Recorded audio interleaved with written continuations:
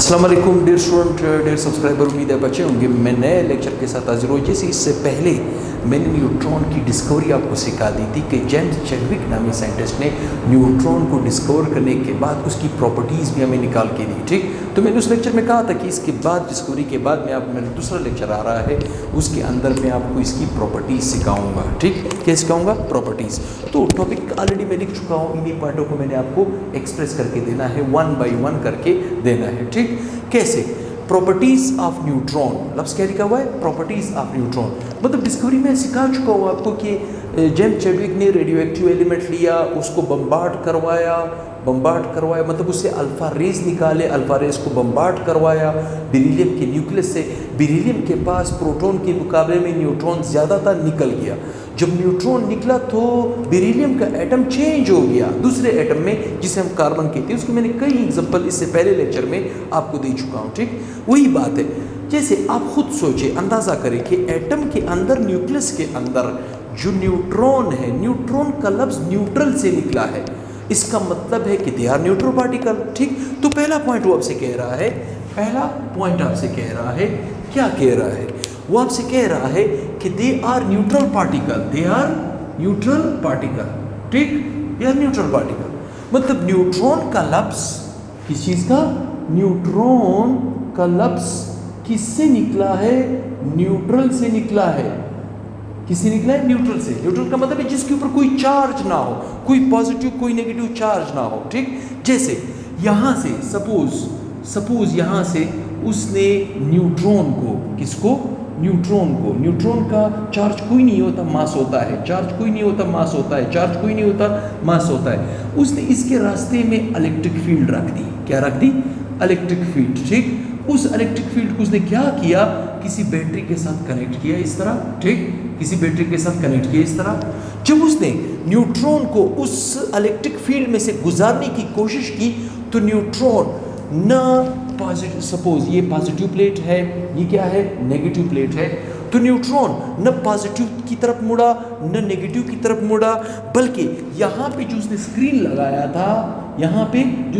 लगाया था, वो स्क्रीन किस मटेरियल का बना था? वो था जिंक सल्फाइड की मटेरियल का। ठीक, क्योंकि न्यूट्रॉन भी रेज की तरह मूव करती है, आपको नजर नहीं आती, इनविजिबल पार्टिकल है। ठीक, तो इनविजिबल पार्टिकल यहाँ पे स्ट्राइकिंग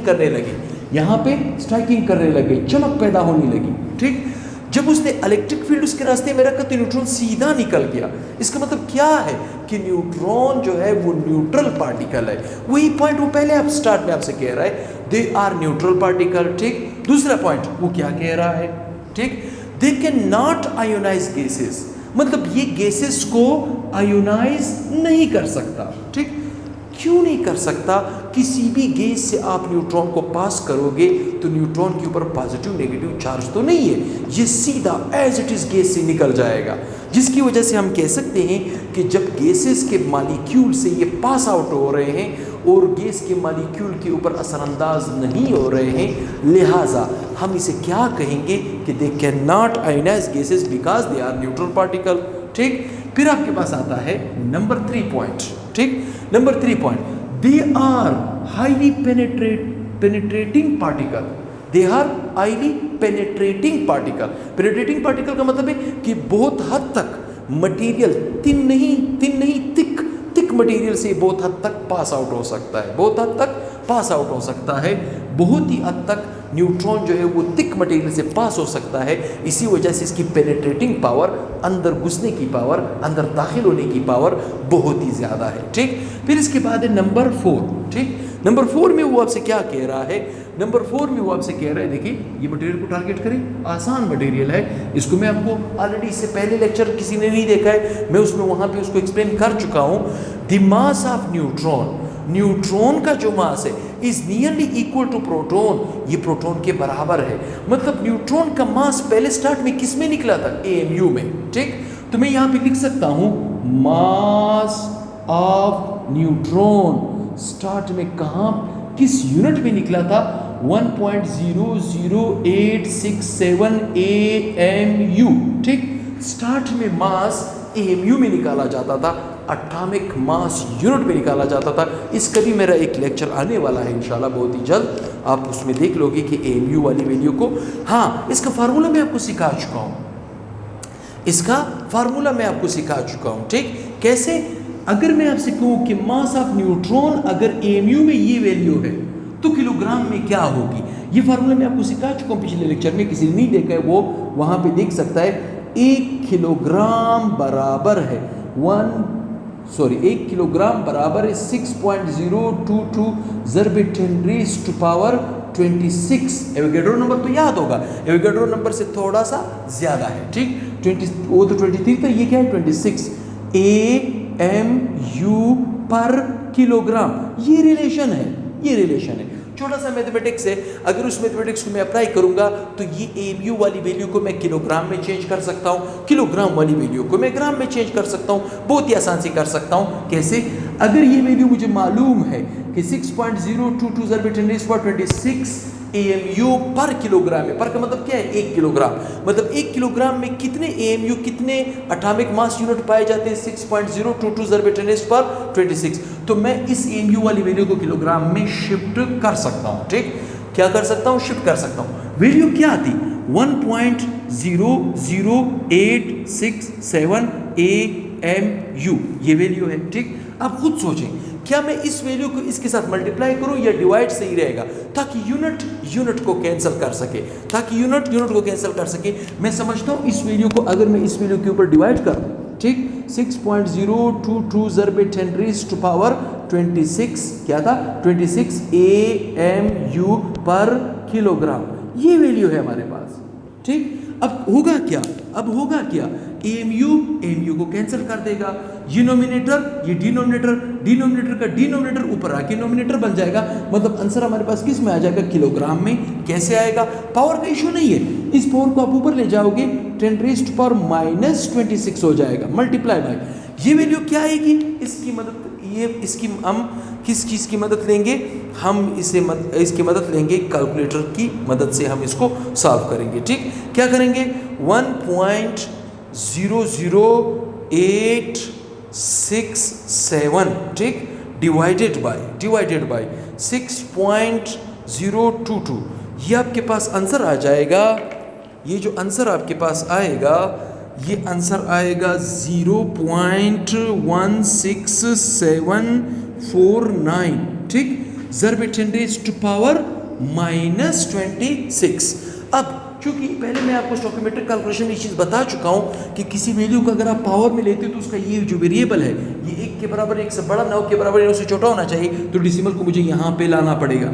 ये भी मैं आपको सिखा चुका हूँ कि डिसिमल को आप लेफ्ट टू राइट ले जाओगे तो पावर नेगेटिव होता जाएगा, डिसिमल को आप राइट टू लेफ्ट लाओगे तो पावर पॉजिटिव होता जाएगा। मैं डिसिमल को कहाँ ले गया? लेफ्ट टू राइट, 1 डिजिट, 1.6749 ज़रब 10 रेज़ टू पावर -26 पहले से था, 1 डिजिट उस तरफ किया हूँ, लेफ्ट टू राइट जाऊँगा माइनस में जाएगा तो -1 -26 आपके पास क्या बन जाएगा? -27 किलोग्राम। तो ये क्या निकला? मास निकला न्यूट्रॉन का। किस में निकला? किलोग्राम में। मतलब ये हमारे लिए कोई इशू नहीं है, हम किसी भी AMU वाली वैल्यू को आसानी से किलोग्राम में शिफ्ट कर सकते हैं, और अगर हम चाहें इस किलोग्राम वाली वैल्यू को हम ग्राम में भी आसानी से चेंज कर सकते हैं। ठीक, ये कॉन्सेप्ट मेरे ख्याल में आपके जहन में बैठ चुका होगा। अब आते हैं किस तरफ?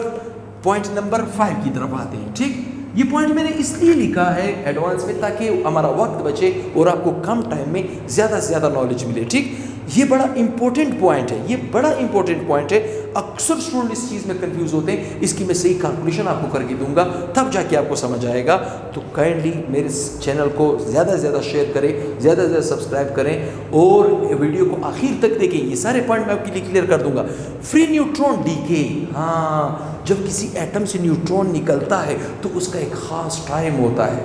ठीक, 15 मिनट तक अगर आपने उस न्यूट्रॉन को अपने मकसद के लिए इस्तेमाल किया तो ठीक, वरना उसका डीके हो जाता है, वो खुद ब खुद टूट जाता है। ठीक, मतलब ये आपके पास न्यूट्रॉन मैंने लिखा है, देख यहाँ पे न्यूट्रॉन के नीचे ये जो नॉट का निशान नजर आ रहा है, 0 का निशान नजर आ रहा है, ये किसको शो करता है? ये चार्ज को शो करता है।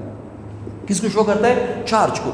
और ये जो ऊपर 1 लिखा हुआ है ये किसको शो कर रहा है? मास को शो कर रहा है। ये तुमने स्टार्ट में कहा कि न्यूट्रॉन का मास है लेकिन चार्ज नहीं है, इसीलिए हमने यहाँ पे 0 लिखा है। ठीक, तो हम यहाँ पे कहेंगे after 15 minutes, after 15 minutes, 15 minute के बाद, 15 मिनट के बाद न्यूट्रॉन को अगर आपने अपने मकसद के लिए इस्तेमाल किया तो वेल एंड गुड, अदरवाइज ये टूट जाता है और बिखर जाता है। जब ये टूटता है तो इससे 3 चीजें बनती है, इससे 3 चीजें बनती है। कौन सी 3 चीजें बनती है? प्रोटॉन बनता है, यहां पे मैं लिख चुका हूं, free electron decay into proton electron. हाँ, यहां पे आपको बुक में इलेक्ट्रॉन का लफ्ज नजर आएगा, ये असल में इलेक्ट्रॉन नहीं है क्योंकि इलेक्ट्रॉन का चार्ज माइनस है और उसका मास भी है। ये असल में इलेक्ट्रॉन नहीं है, ये होता है बीटा पार्टिकल। ठीक, मैं इसे अभी एक्सप्लेन करके दूंगा। बीटा खतरनाक रेज है, ठीक, बीटा पार्टिकल है ये। न्यूट्रिनो ये भी रेज है, ठीक, ये ऐसी रेज है जिसका कोई मास कोई चार्ज नहीं है। तो यहाँ पे प्रोटॉन बना, यहाँ पे इलेक्ट्रॉन बना, या you can say beta particle, यहाँ पे बना न्यूट्रिनो। ठीक, यही चीज मैं यहाँ पे एक्सप्लेन करने वाला हूँ आपको। ठीक, वेट, जस्ट मैं यहाँ पे कुछ पॉइंट आपको बताऊं, तब मैं कैलकुलेशन की तरफ चला जाऊंगा। नंबर 6, चौथा पॉइंट, फास्ट न्यूट्रॉन। ठीक, न्यूट्रॉन जो पैदा होता है 15, देखिए न्यूट्रॉन किसी एटम से निकला, जेम्स चैडविक ने क्या किया याद है? जेम्स चैडविक ने किया हीलियम का न्यूक्लियस लिया, जिसे उसने क्या कहा था? Alpha rays. क्या कहा था? Alpha rays. उसने इसके रास्ते में रखा बेरिलियम नामी एटम, जिसका एटॉमिक नंबर था 4, एटॉमिक मास था 9। उसने कहा अल्फा पार्टिकल अगर मैं बेरिलियम के न्यूक्लियस से निकालूंगा, अगर मैं इसके न्यूक्लियस से निकालूंगा तो न्यूट्रॉन निकलेगा। क्या निकलेगा? वो जो इजाफी न्यूट्रॉन है। ठीक है, जैसे बेरिलियम का एटॉमिक नंबर अगर 4 है, इसका मतलब है 4 इलेक्ट्रॉन है इसके पास और 4 प्रोटॉन है, और न्यूट्रॉन कितने हैं? 5। ये 2 तो न्यूक्लियस में पाए जाते हैं। ठीक, अब आप मुझे बताएं, प्रोटॉन 4 है, न्यूट्रॉन 5 है, न्यूट्रॉन प्रोटॉन के मुकाबले ज्यादा है, तो वो ज्यादा न्यूट्रॉन निकल जाता है। जब ज्यादा न्यूट्रॉन निकलता है, होता क्या है? बेरिलियम का एटम चेंज हो जाता है नए एटम में। ठीक, नए एटम में, और वो नया एटम क्या था? इससे पहले लेक्चर में मैंने सारी कैलकुलेशन आपको सिखाई थी। यहाँ पे हमने निकाला था कार्बन। क्यों? क्योंकि हमने जब इन दोनों की एटॉमिक नंबर को जमा किया, अल्फा पार्टिकल के एटॉमिक नंबर को, बेरिलियम के एटॉमिक नंबर को जब हमने जमा किया, तो आने वाले एटम का एटॉमिक नंबर हुआ 6, क्योंकि एटॉमिक नंबर डिपेंड करता है प्रोटॉन की तादाद पे, न्यूट्रॉन से उसका कोई काम नहीं। जब हमने इनके दोनों के मासेस को जमा किया था, पिछला लेक्चर जिसे नहीं देखा है वो उस लेक्चर को देख सकता है। जब हमने इन दोनों के मासेस को जमा किया था, जब हमने जमा किया था तो आंसर क्या आया था? 13। क्या आया था? देखिए 9 में 4 जमा करेंगे 13। एक देखिए न्यूट्रॉन का एक मास पाया जाता है नहीं, यहाँ से 13 से आप एक को माइनस करोगे तो हो जाएगा 12। तो आने वाले एटम का एटॉमिक मास कितना हो जाएगा? 12। कितना हो जाएगा? 12। इसका मतलब क्या है कि बेरिलियम के एटम किस में चेंज हो गया? कार्बन में। ये हमें किसने कहा था? जेम्स चैडविक ने। अब यहाँ पे जो न्यूट्रॉन पैदा हुआ है, इसका मतलब इसकी लाइफ है 15 मिनट। 15 मिनट के अंदर आपने इसको इस्तेमाल करना है, अदरवाइज इसका डीके हो जाता है। जब डीके होता है तो 2 तरह के न्यूट्रॉन बनते हैं। नहीं सॉरी, डीके से पहले यहाँ पे जो प्रोटॉन न्यूट्रॉन पैदा हुआ, ये न्यूट्रॉन आपके पास 2 टाइप्स के हैं। ठीक, एक है फास्ट न्यूट्रॉन, एक है स्लो न्यूट्रॉन। यहाँ पे छठे पॉइंट में आपको ये बात सिखाई जा रही है। फास्ट न्यूट्रॉन, उस न्यूट्रॉन जो न्यूट्रॉन पैदा हो जाए, किसी एटम से निकले, अगर उसकी kinetic energy 1 to 20 mega electron volt थी, ठीक, तो वो न्यूट्रॉन क्या कहला जाएगा? फास्ट। ठीक, और अगर किसी न्यूट्रॉन की energy 1 to 10 mega electron volt थी, तो वो आपके पास क्या कहला जाएगा? Slow neutron. तो यहाँ पे हम कैलकुलेशन की तरफ आते हैं। ठीक, कैसे? देखिए, ये है वो न्यूट्रॉन जिसे हम कहेंगे फ्री न्यूट्रॉन। क्या कहेंगे? Free neutron. अब ये फ्री न्यूट्रॉन, ठीक, ये फ्री न्यूट्रॉन 2 तरह का होता है। ठीक, ये जो फ्री न्यूट्रॉन है ये 2 तरह का है। ठीक, कैसे 2 तरह का है? एक है फास्ट न्यूट्रॉन, एक है फास्ट न्यूट्रॉन, एक है स्लो न्यूट्रॉन, एक है स्लो न्यूट्रॉन। फास्ट न्यूट्रॉन को भी हम n01 से शो करेंगे, स्लो न्यूट्रॉन को भी हम n01 से शो करेंगे। ठीक, लेकिन मैं उसको स्लो कह रहा हूं, उसको फास्ट कह रहा हूं, ऐसा क्यों? क्योंकि फास्ट की एनर्जी कितनी होती है, 1 to 20 mega electron volt energy का मालिक है, काइनेटिक एनर्जी, ठीक। और इसकी काइनेटिक एनर्जी क्या होगी, 1 to 10 मेगा इलेक्ट्रॉन वोल्ट इसकी काइनेटिक एनर्जी होगी, ठीक, इसकी काइनेटिक एनर्जी होगी। अब फास्ट न्यूट्रॉन इतना नुकसानदेह नहीं है क्योंकि वो इतनी स्पीड से, इसकी एनर्जी ज्यादा है ना, वो स्पीड से उसके न्यूक्लियस से निकल जाता है, किसी भी एटम के न्यूक्लियस से निकल सकता है। सपोज मैंने यहां पे लिया न्यूट्रॉन, ठीक, कौन सा न्यूट्रॉन, स्लो न्यूट्रॉन, ठीक। मैं इसे बम्बार्ड करना चाहता हूं नाइट्रोजन से। नाइट्रोजन का एटॉमिक नंबर क्या है, 7, एटॉमिक मास क्या है, 14, ठीक। तो होगा क्या, इसकी एनर्जी इतनी ज्यादा है कि इसके न्यूक्लियस से निकल जाएगी। जब इसकी न्यूक्लियस से निकलेगी तो इसकी न्यूक्लियस से क्या प्रोड्यूस करके देगी, अल्फा पार्टिकल। ये चीज याद रखनी है, अल्फा पार्टिकल, 2 4 + 2 चार्ज, ठीक। अब आप सोचिए जरा, अगर इन दोनों को हम जमा करेंगे तो बनेगा 7। अब अल्फा पार्टिकल का एटॉमिक नंबर क्या है, 2। तो आने वाला एटम कौन होगा, ये हमारी कैलकुलेशन फैसला करेगी। कैसे, अगर इन दोनों के एटॉमिक नंबर को मैं जमा करूं, आंसर आया 2, ठीक। तो इसका मतलब है कि मैंने 2 को इस 7 से निकालना है। जब इस 7 से मैं 2 को निकालूंगा तो आने वाले एटम का एटॉमिक नंबर होगा 5। क्या होगा, 5, ठीक। इन दोनों को जमा करें, ठीक। इन दोनों को जब जमा करेंगे इनके मासेस को, तो ये मास आपके पास बन जाएगा 15, 15, ठीक। 15 से 4 माइनस करें क्योंकि अल्फा रेज निकल गए। जैसे ही न्यूक्लियस से हिट करेगा निकल जाएगा, साथ में अल्फा रेज भी निकालेगा। तो क्या करोगे आप, 15 से आप माइनस कर दोगे 4। जब 15 से 4 माइनस करोगे तो आने वाले एटम का एटॉमिक मास आपके पास निकलेगा 11। क्या निकलेगा, 11। अब आप सोचें, पीरियोडिक टेबल में वो कौन सा एटम है, पीरियोडिक टेबल में वो कौन सा एटम है जिसका एटॉमिक नंबर 5 है, जिसका एटॉमिक नंबर क्या है, 5, वो है बोरोन। तो यहां पे आपके पास बन जाएगा बोरोन का एटम 5 और एटॉमिक मास कितना है, 11।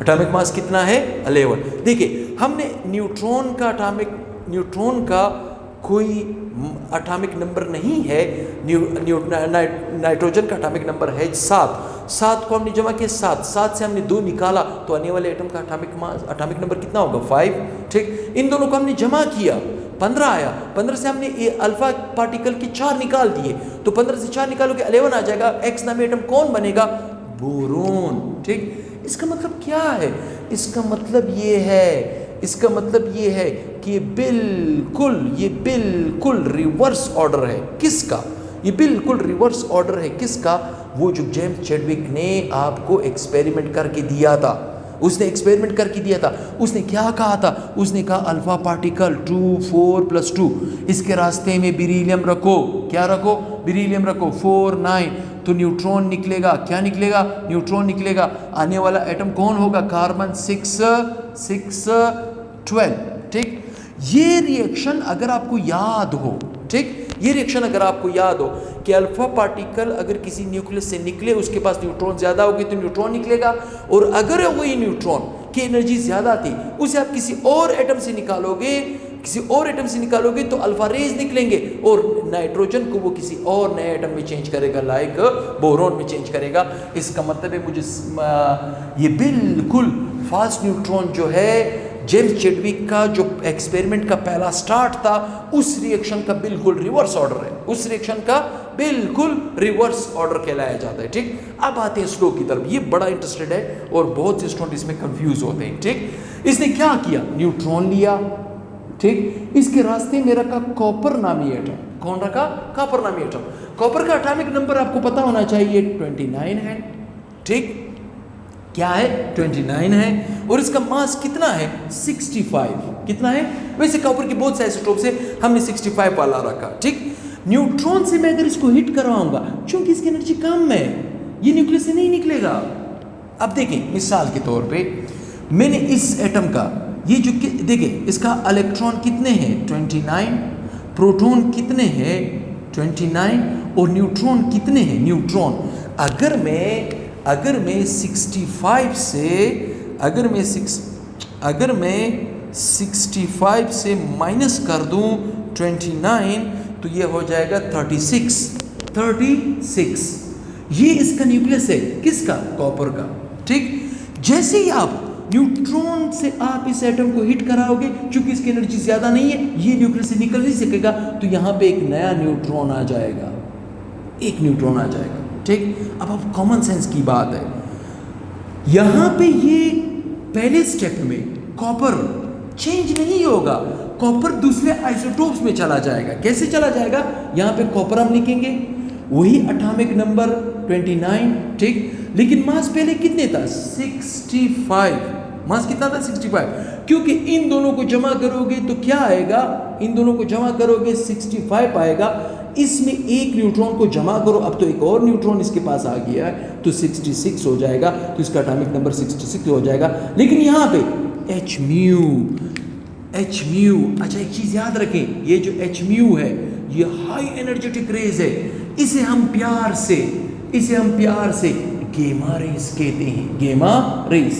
तो पहले स्टेप में गेमा जैसे खतरनाक रेडिएशन निकलेगा।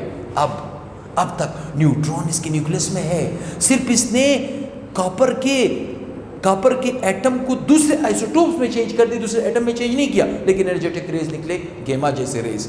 अब 15 मिनट गुजरेंगे, ठीक, जैसे यही कॉपर हम लेंगे, कॉपर, ठीक, इस कॉपर का एटॉमिक नंबर क्या है? 29, एटॉमिक मास क्या है? 66। अब कितना हुआ? 66। अब मुझे बताएं इसमें इलेक्ट्रॉन कितने होंगे? -29, ठीक, और इसमें यहाँ पे न्यूक्लियस में इसका बना रहा हूँ, इसमें प्रोटॉन कितने हैं? इसमें प्रोटॉन है 29 + 29, ठीक, न्यूट्रॉन पहले कितने थे? 36, लेकिन एक न्यूट्रॉन यहाँ पे बाहर से आया, एक बाहर से आया, ठीक, जिसने इसका मास चेंज कर दिया था, ठीक। अब ये जो फ्री न्यूट्रॉन इसके न्यूक्लियस में आ चुका है, ठीक, अब तो गुजरेंगे क्या चीज? 15 मिनट। आफ्टर 15 मिनट्स 15 मिनट के बाद होगा क्या? ये बात मैं पहले स्टार्ट में आपको बता चुका हूं कि न्यूट्रॉन का डीके कितने मिनट बाद होता है? आफ्टर 15